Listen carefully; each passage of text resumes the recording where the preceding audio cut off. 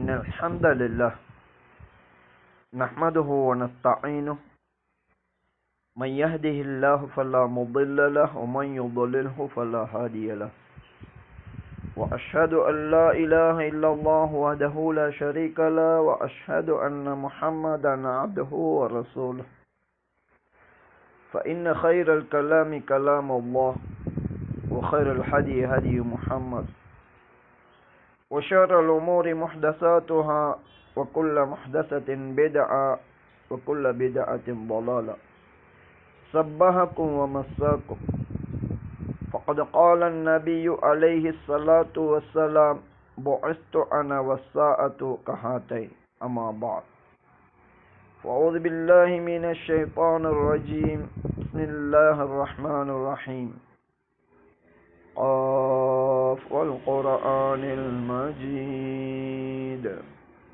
بل أجبوا أن جاءهم منذر منهم فقال الكافرون هذا شيء عجيب نحن أعلم بما يقولون وما أنت عليهم بجبار فذكر بالقرآن من يخاف وعيد. அல்லாஹ்வை புகழ்ந்து அவன் தூதர் முஹம்மது அலைஹி ஸலாத்து வஸ்ஸலாம் அவர்கள் மீதும் அவர்கள் கொண்டு வந்த சத்தியத்தை உள தூய்மையோடு பின்பற்றி மரணித்துவிட்ட முஸ்லிம்கள் இறுதி நாள் வரைக்கும் அதே சத்தியத்தை உள தூய்மையோடு பின்பற்றி மரணிக்கவிருக்கின்ற ஒவ்வொரு முஸ்லிமின் மீதும் அல்லாஹுடைய சாந்தி உண்டாவதாக. அவர்கள் அனைவரையும் அவனது உள்ளச்சத்தோடு வாழ்ந்து மரணிக்கும் பாக்கியத்தை தந்தருள்வானாக. அதன் மூலம் அவனது அருளை கொண்டு உயர் சுவனங்களிலே நுழைவித்தருள்வானாக. சுவனத்தின்பால் வழிகாட்டுகின்ற அல்லாஹ் கூறுகின்ற சில உபதேசங்கள். ஹூத் என்ற 11வது அத்தியாயத்தின் இறுதி 6 வசனங்கள்.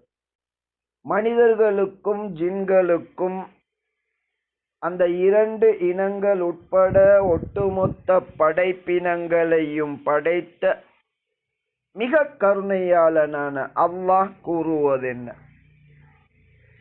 بعد أعوذ بالله من الشيطان الرجيم ولو شاء ربك لجعل الناس أمة واحدة ولا يزالون مختلفين إلا من رحم ربك.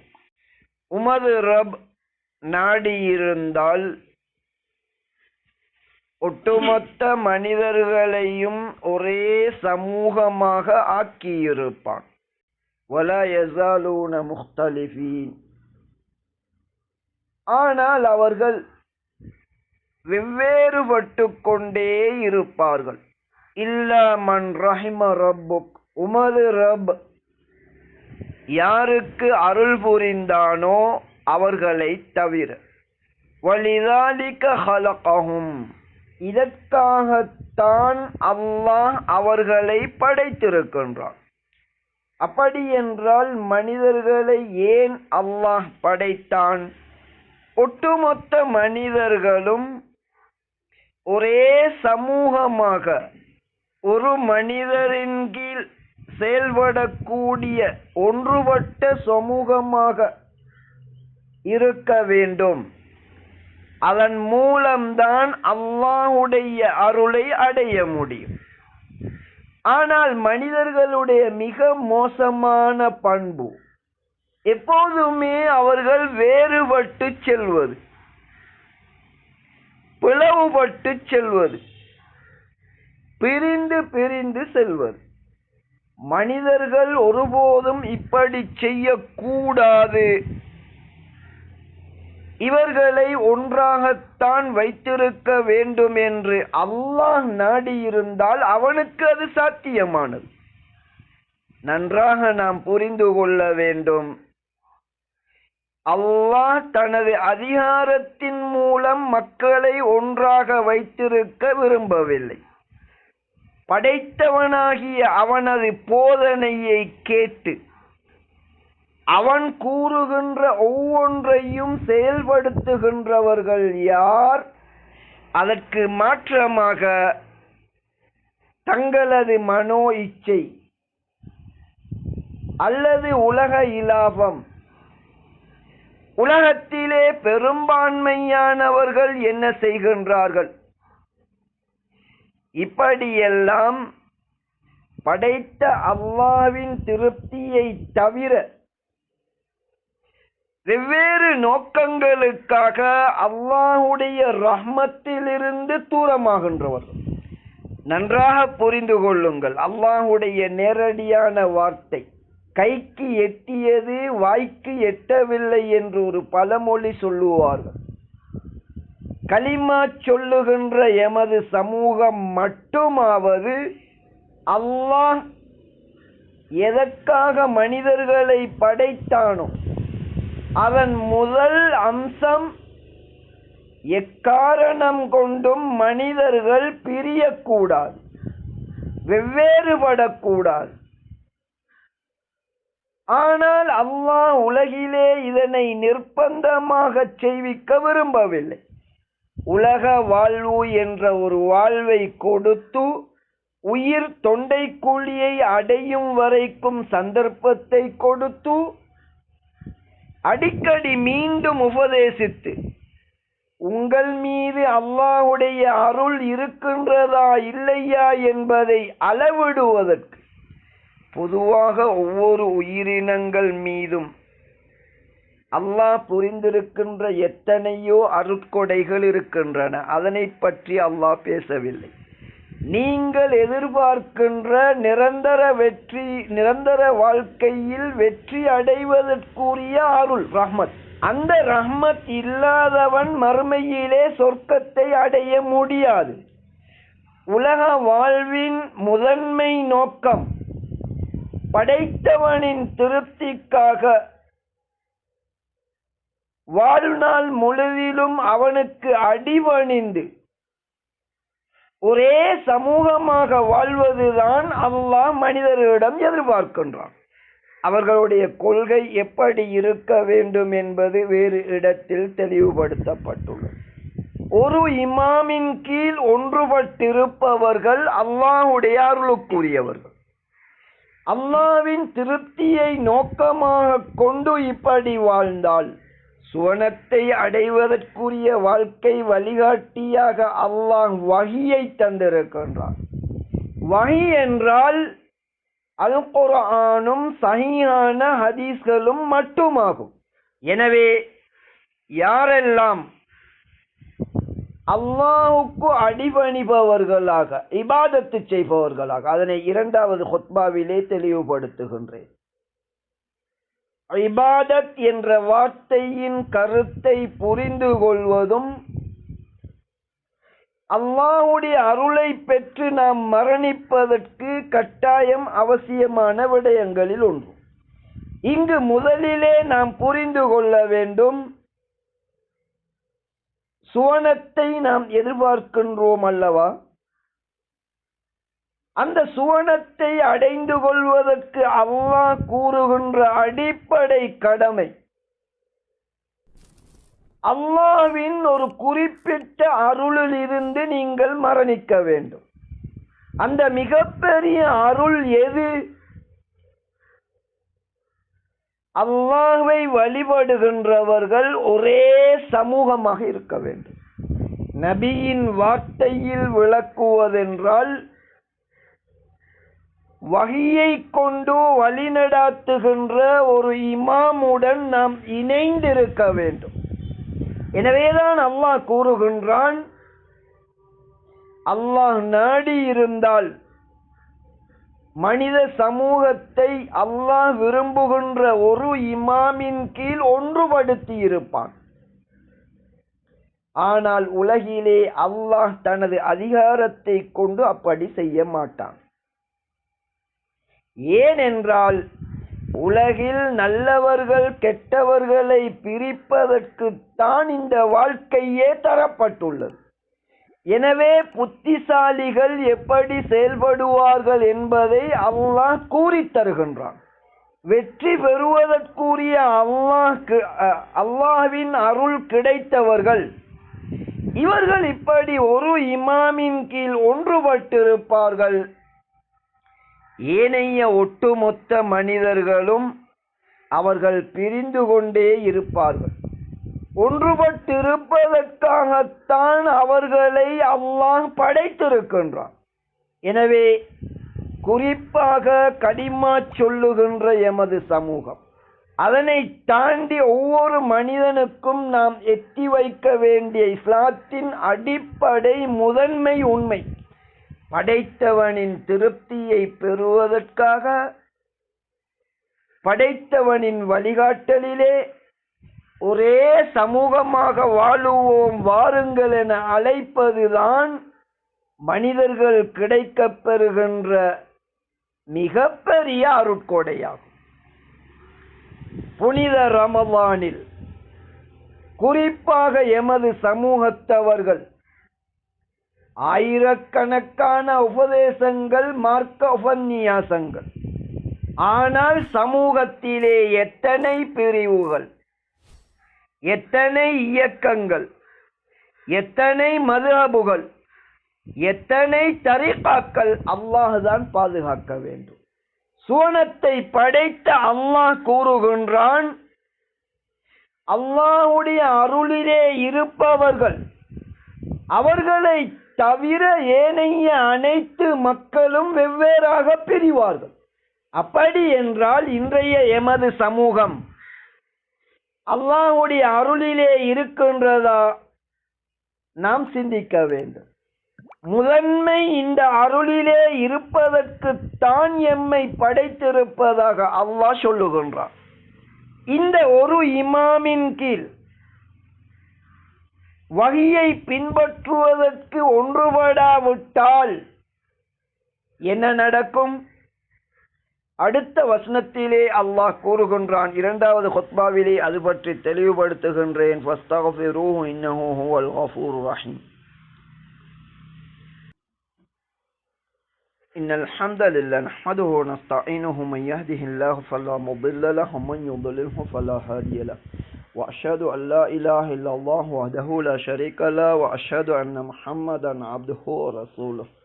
فإن خير الكلام كلام الله وخير الهدي هدي محمد وشر الأمور محدثاتها وكل محدثة بدعة وكل بدعة ضلالة.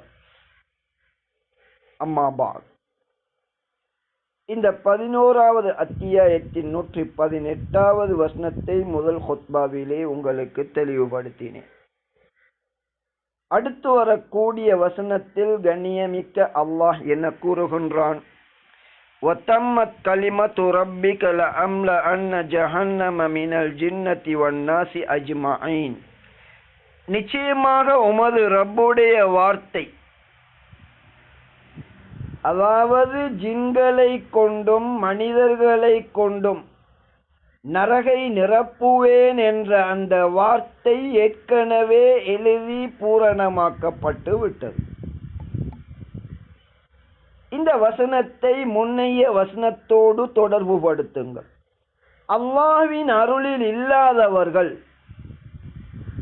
அதாவது அல்லாஹ்வின் வஹியை பின்பற்றுவதற்காக ஒரு இமாமின் கீழ் ஒன்றுபடாதவர்கள், அல்லாஹ் விரும்புகின்ற ஒற்றை சமூகமாக வாழாதவர்கள், பிரிவுகளாக பிரிந்திருப்பவர்கள், ஜின்கள் மனிதர்கள் என்ற இரண்டு இனத்தையும் அல்லாஹ் தன்னை அடிபணிவதற்காக படைத்திருக்கின்றான். இந்த வசனத்தில் அல்லாஹ் கூறுகின்றான், இந்த இரண்டு சாரார்களில் யாரெல்லாம் அல்லாஹ்வின் திருப்தியை பெறுவதற்காக அவனை அடிபணியாமல் வெவ்வேறு கொள்கைகளில் பிரிந்திருக்கின்றார்களோ அவர்கள் அனைவரையும் கொண்டு நரகை நிரப்புவேன் என்ற அந்த அல்லாஹ்வுடைய நியதி அது பூரணமாகிவிட்டது.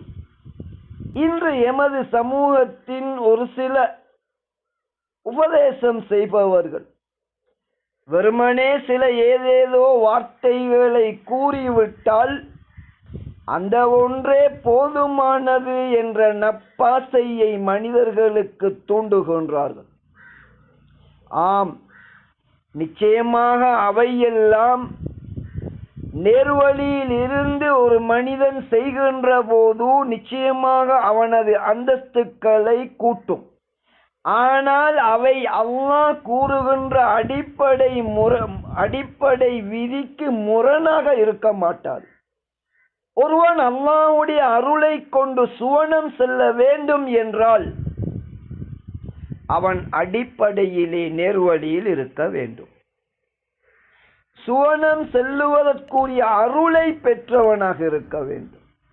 அந்த அடிப்படை அருள்தான் சுவனம் செல்லுவதற்கு வழிகாட்டியாக அல்லாஹ் தந்த குர்ஆனையும் சஹீஹான ஹதீஸையும் அதனை பின்பற்றி வழிநடாத்துகின்ற இமாமோடு நாம் சேர்ந்திருக்க வேண்டும்.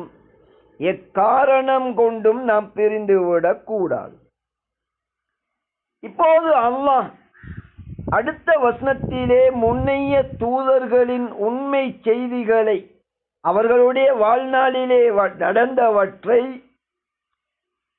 உமது உள்ளங்களில் இந்த சத்தியத்தை உறுதிப்படுத்துவதற்காக அவற்றை எடுத்து கூறுவதாக அல்லாஹ் கூறுகின்றான்.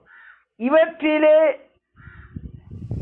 அந்த உண்மையான விடயம் எது என்பதும், நேர்வழி எது என்பதும், நல்லுபதேசங்களும் அதே போன்று விசுவாசிகளுக்கு நினைவூட்டல்களும் இருக்கின்றன என்று அல்லாஹ் கூறுகின்றான். இப்போது அல்லாஹ் விசுவாசிக்காதவர்களை நோக்கி விசுவாசிகள் என்ன கூற வேண்டும்? உண்மையான விசுவாசிகளின் கடமை நிரந்தர வெற்றிக்குரிய அல்லாஹ்வின் அருளை பெறாதவர்கள், அவர்களை நிரந்தர வாழ்வின் வெற்றிக்கு நாம் அழைக்க வேண்டும். பெரும்பாலானவர்கள் இதனை மறுப்பார்கள். அழகான தெளிவான எமது அழைப்பை எடுத்து வைத்தும் இதனை மறுப்பவர்களை, அப்படியானால் உங்களது கொள்கையில் இருந்து நீங்கள் செயல்படுங்கள், நாங்களும் எமது கொள்கையிலே செயல்படுகின்றோம், விளைவு என்ன வருகின்றது என்பதை நீங்களும் காத்திருந்து எதிர்பாருங்கள், நாங்களும் அப்படியே எதிர்பார்த்திருக்கின்றோம். வானம் பூமிகள் உள்ள மறைவான விடயங்கள் அத்தனையும் படைப்பாளனான அந்த அல்லாஹ் கூறியது. ஒவ்வொரு விடயமும் அவனிடம் மீட்டப்படும், அதாவது அவனது விசாரணையிலே தீர்ப்பு வழங்கப்படும். ஃபஅபுதுஹு வதவக்கல் அலைஹி. எனவே நபியாகிய நீரே, நபிக்கு கூறுகின்ற இந்த உபதேசம் நிரந்தர வெற்றியை பெற விரும்புகின்ற ஒவ்வொருவர்களுக்கும் கூறப்படுகின்ற உபதேசமாகும். உண்மைகள் இப்படி இருக்க நீர் என்ன செய்ய வேண்டும்?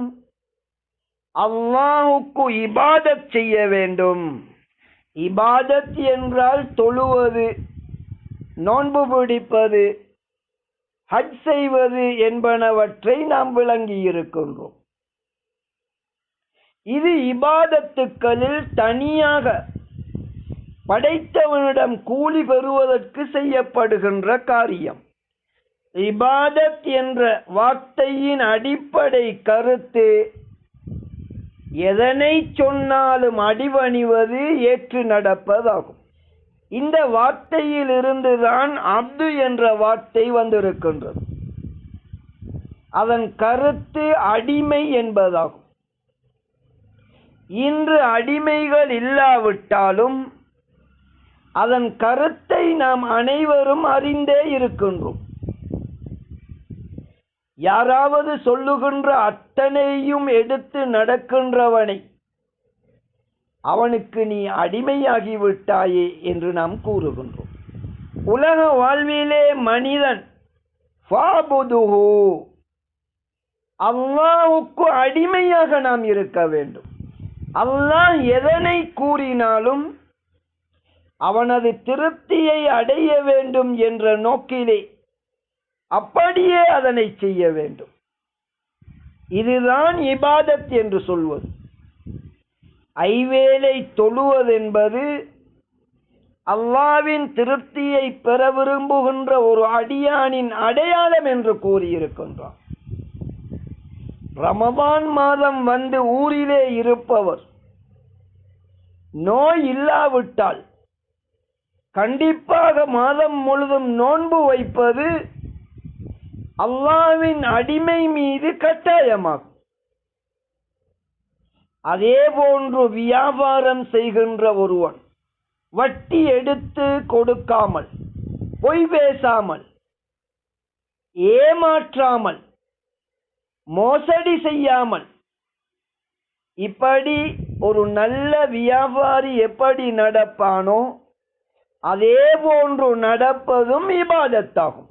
ஆகுமான வியாபாரத்தை அல்லாஹ்வுக்கு அடிபணிந்து நடக்க வேண்டும் என்ற எண்ணத்தோடு செய்கின்ற போது உலகிலே எமது தேவைக்காக உழைக்கின்ற அந்த வியாபாரத்திற்கு கூட அல்லாஹ் நன்மை தருகின்றான். ஆணும் பெண்ணும் உடலுறவு என்பது தங்களது ஆசைக்காக செய்கின்றார்கள்.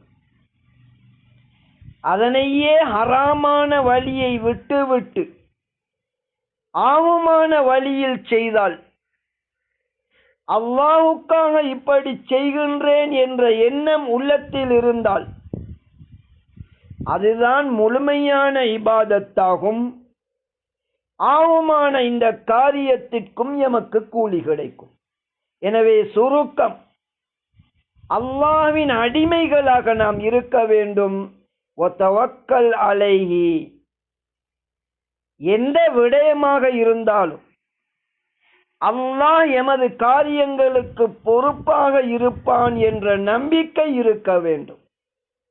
சுருக்கமாக சொல்வதென்றால், தீனை பின்பற்றுகின்ற போது பல சோதனைகள் வரும்,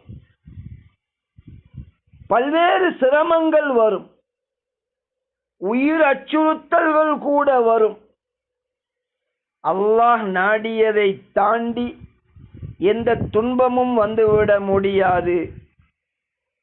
அல்லாஹ்வுக்காக சிரமங்களை தாங்குகின்ற போது இதற்குத்தான் மரணத்தின் பின்னர் உயர் கூலிகளை தருகின்றான் என்ற விடயங்களை விளங்கி ஒட்டுமொத்தமாக அல்லாஹ் தீனாக தந்த அத்தனையையும் அப்படியே ஏற்று பின்பற்ற வேண்டும்.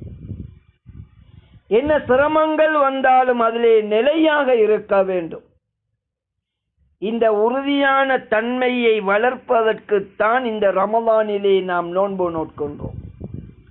இந்த நோன்பை கொண்டு அவனது திருப்தியை நாடியவர்களாக, அவனது உண்மை அடியார்களாக, அவனது தீனுக்காக எதனையும் இழக்க தயாரான உண்மை முஸ்லிம்களாக வாழும் பக்குவத்தை இந்த ரமலானை கொண்டு அடைவோமாக.